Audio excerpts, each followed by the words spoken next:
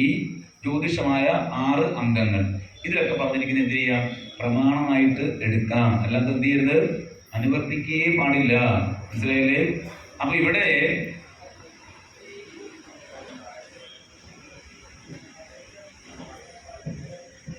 ജ്യോതിഷം പ്രമാണമാണ്. ജ്യോതിഷം പറയുന്നു പുരുഷന് സ്വന്തം എൻ്റെ ശ്ലോകമാണ് ഞാൻ സാറിന് അയച്ചുതരാം. പുരുഷന് മാത്രം എന്ത് ചെയ്യാൻ പാടില്ല? ഈ അതാത് നക്ഷത്രത്തിൽ 6 മാസത്തിൽ നമ്മൾ പണ്ട് പറയില്ലേ, മുടി പോലും മുറിക്കാറില്ലായിരുന്നു നമ്മുടെ നാട്ടിലൊക്കെ. ആ ജന്മമാസത്തിൽ അതിന് മുടി മുറിക്കരുതെന്ന് പറയില്ലേ? അപ്പൊ അങ്ങനെ ചെയ്യാറുണ്ടായിരുന്നു. അത് ഈ ഒരു പ്രമാണം കൊണ്ടാണ്. പക്ഷെ 27-ന് ചില ആൾക്കാർ അബദ്ധം കാണിക്കാറുണ്ട്. കാര്യം എന്താ? അതേ നക്ഷത്രം തന്നെ വരാറുണ്ട്. അപ്പൊ നമ്മൾ പറഞ്ഞു കൊടുക്കും, നിങ്ങൾ ഈ നക്ഷത്രത്തിൽ കെട്ടരുത്, 28-ൽ കെട്ടണം. എന്താ കാര്യം? ആ സമയത്ത് ആ നക്ഷത്രം ഉണ്ടാകില്ല. നിങ്ങൾക്ക് ഓർമ്മയില്ലേ? 27 നക്ഷത്രം തന്നെ ഒരു ദിവസം തന്നെ എന്ത് വരും? 2 നക്ഷത്രം വരും. 2 നക്ഷത്രം വന്നാൽ പൊതുവിൽ നിങ്ങൾക്ക് ചിന്തിച്ചോളൂ, 2 നക്ഷത്രമാണ് വരുന്നെങ്കിൽ അവസാന നക്ഷത്രമല്ലേ സാധാരണ നമ്മൾ എടുക്കുന്നത്, ഇല്ലേ? അതിലും ഒരു പ്രമാണമുണ്ട്. ഉദയം മുതൽ 6 നാഴിക വരെ ഒരു നക്ഷത്രം ഉണ്ടെങ്കിൽ മാത്രമേ എന്ത് ചെയ്യാവൂ? നമുക്ക് ജന്മനക്ഷത്രമായി എടുക്കാൻ പറ്റും. പഞ്ചാംഗം നിങ്ങൾക്ക് നോക്കാം.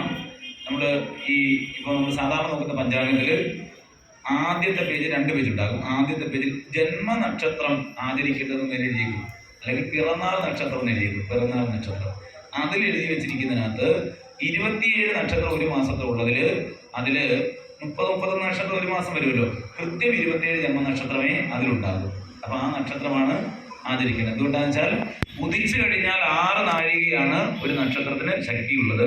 ആ 6 നാഴിക ഇല്ലെങ്കിൽ പിന്നെ ആ നക്ഷത്രം എടുക്കാൻ പറ്റില്ല. ഇതൊക്കെ പ്രമാണമുണ്ട് കേട്ടോ, കൃത്യമായിട്ട് നോക്കാം.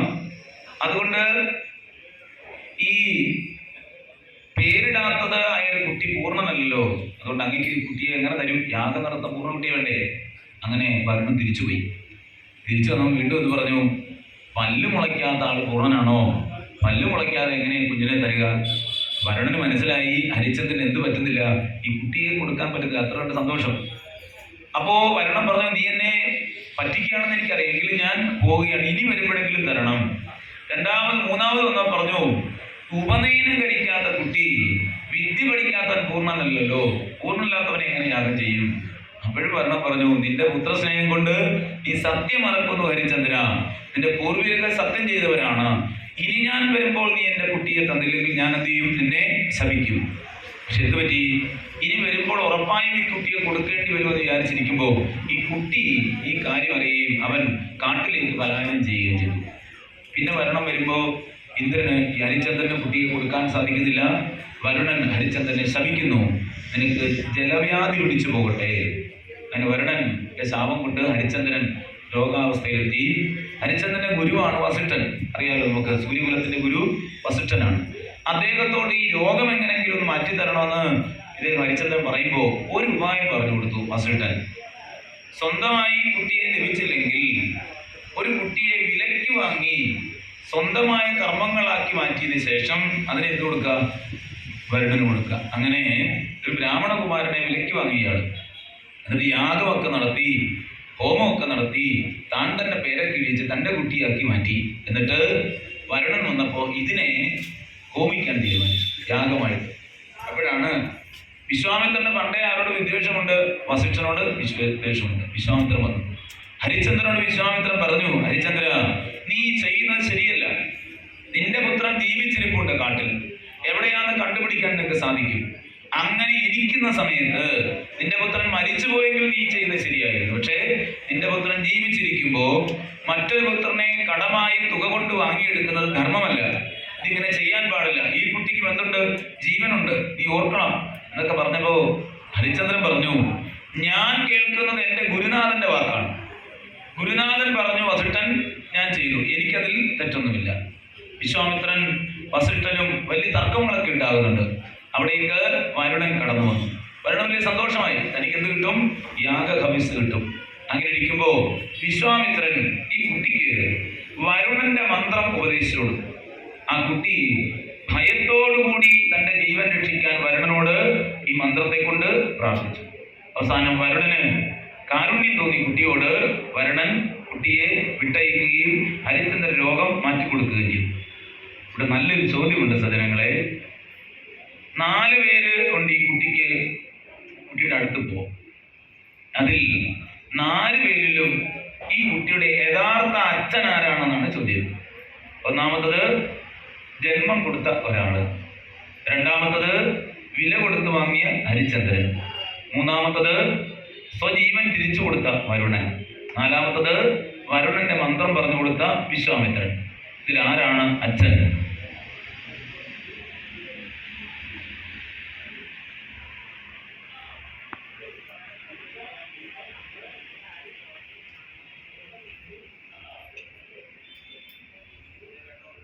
രണ്ട് ഓപ്ഷൻ പറഞ്ഞു. വിശ്വാമിത്രൻ ബുദ്ധിമാനായിട്ടുള്ള ആളാണ്, വിശ്വാമിത്രൻ അല്ലെങ്കിൽ വരുണൻ. നിങ്ങളുടെ അഭിപ്രായം എന്താ? ഹരിചന്ദ്രൻ. ഇനി പുറകിരിക്കുന്നവർക്ക് അഭിപ്രായമില്ലേ? പറയൂ. തീയം എടുത്തിട്ട് വരുണൻ. എന്താണ് വരുണൻ? സാർ മാറ്റി പറയുന്നു ഇല്ല. സാർ ഓപ്ഷൻ പറഞ്ഞുകൊണ്ട് കുഴപ്പമില്ല. ഇവിടെ ആ ഭാഗത്ത് വിശ്വാമിത്രൻ. ജന്മം കൊടുത്തത് കൊണ്ട് മാത്രം ആരാകില്ല? അച്ഛനാകില്ല. വില കൊടുത്ത് വാങ്ങി എന്തിനാ? വളർത്താനാണോ? എന്തിനാണ്? തൻ്റെ ആവശ്യത്തിന് വേണ്ടിയിട്ട് വില കൊടുത്ത് വാങ്ങുകയായിരുന്നു അല്ലേ? പിന്നെ രണ്ടുപേരുള്ളതാരാ? ജീവൻ രക്ഷിച്ച വരുണനും വരുണന്റെ മന്ത്രം പറഞ്ഞു കൊടുത്ത വിശ്വാമിത്രനുമാണ്. ദേവനെ പ്രാർത്ഥിച്ചാൽ പ്രീതിപ്പെടുത്ത അനുഗ്രഹം കൊടുക്കേണ്ടത് ആരുടെ ധർമ്മമാണ്?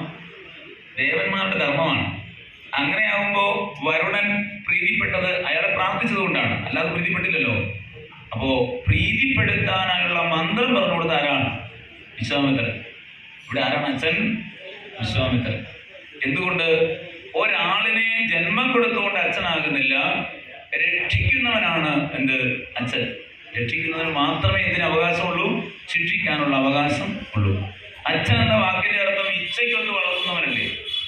മക്കളുടെ ഇച്ഛ മനസ്സിലാക്കി ആ വഴിയെ കുട്ടിയെ കൈപിടിച്ച് നടത്തുന്നവനാണ് അച്ഛൻ. അല്ല നമ്മുടെ ഇച്ഛയ്ക്കൊത്ത് മക്കളെ വളർത്താന്നുള്ളതല്ലോ.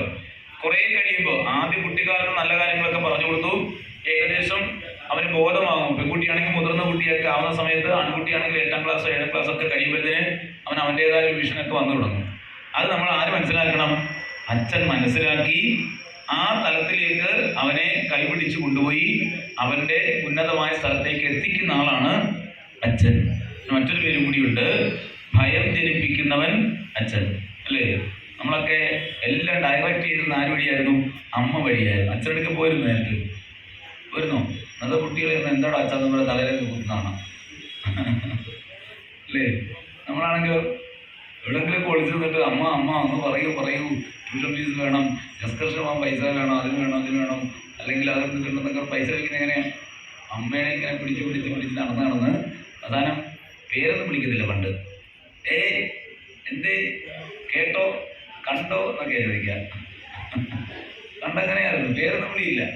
നേരത്തെ പേര് വിളിക്കത്തില്ല, ചേട്ടാന്നും വിളിക്കത്തില്ല. എന്താണ്? ഇങ്ങോട്ട് നോക്കിയേ, അവിടെ കണ്ടോ എന്നൊക്കെ ചോദിക്കും. പണ്ട് കിട്ടില്ലേ നമ്മുടെ നാട്ടിൻപുറത്തൊക്കെ ചേച്ചിമാര്, പഴയ അമ്മമാരൊക്കെ സ്കൂട്ടറിൽ പോകുന്നുണ്ടല്ലേ? ബജാജ് ചേതക്കിന്റെ വെയിറ്റുണ്ട്, 2 സീറ്റുള്ളത്. ചില ചേച്ചിമാർ താഴെ വീണാൽ പോലും മുന്നിലിരിക്കുന്ന അറിയത്തില്ല. കട്ടറിൽ നിന്നിട്ടേ അങ്ങനെ സംഭവിച്ചിട്ടുണ്ട്. ഞാൻ ക്ഷേത്രത്തിൽ കുഴപ്പമിരിക്കുന്നത് വീട് പോയി, ചേട്ടൻ വന്നില്ല. ചേട്ടൻ നമുക്ക് പോയിട്ട് കുറെ ആളെ കാണുന്നില്ല. അപ്പോഴാണ് ചേച്ചി കുറെ കിടക്കും, താഴെ കിടക്കുക. അങ്ങനെ സ്കൂട്ടർ ഉണ്ട് ബജാജ് ചേതക്ക്.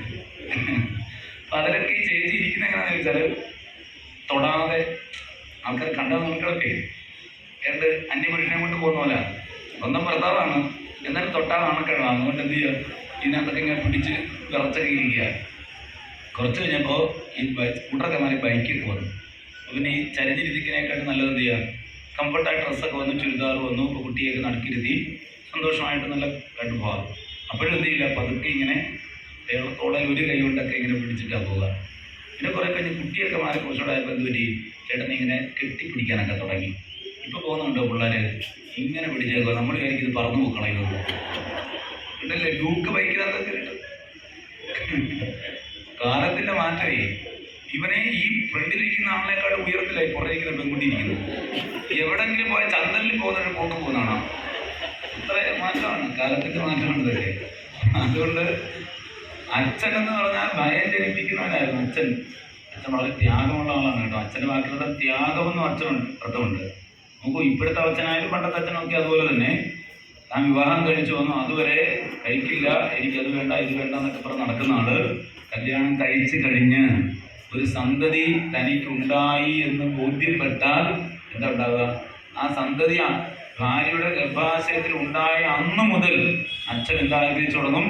അത് ആണായാലും പെണ്ണായാലും അതിൻ്റെ വളർച്ച, അതിൻ്റെ പഠിത്തം, അതിൻ്റെ കല്യാണം, അതിൻ്റെ അല്ലെങ്കിൽ വീടുവെപ്പ്, ഇതൊക്കെ ആലോചിച്ച് അതിനു വേണ്ടി കഷ്ടപ്പെട്ട് ധനം ഇങ്ങനെ സമ്പാദിച്ച് വെച്ച് തൻ്റെ സർവ്വ ആയുസ്സും ആർക്ക് വേണ്ടി?